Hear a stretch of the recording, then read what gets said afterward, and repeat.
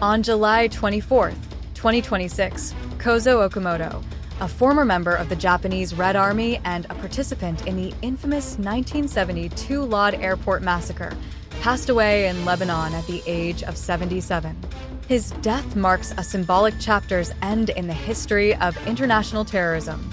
However, Japanese authorities emphasize that the story is far from over. 6 former members remain on the international wanted list, still at large. To understand the weight of this news, we must look back at May 30th, 1972.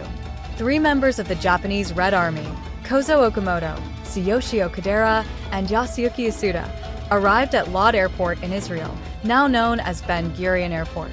They pulled automatic weapons and grenades from their luggage, launching a horrific indiscriminate attack that killed 26 people and injured nearly 80 others.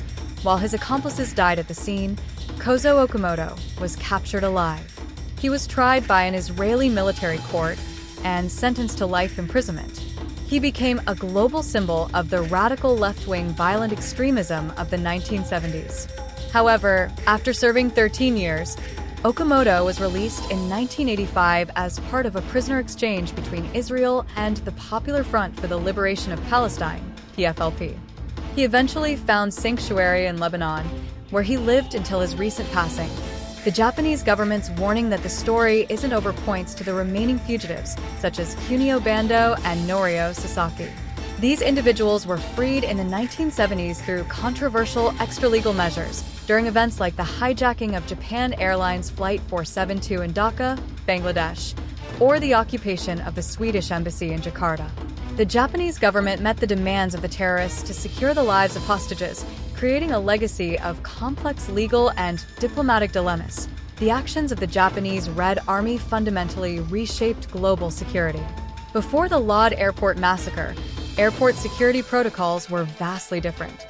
The tragedy forced international aviation authorities to completely overhaul screening processes, introducing strict baggage checks, metal detectors, and high-level security measures that we take for granted at airports today. Why is learning about this history crucial today?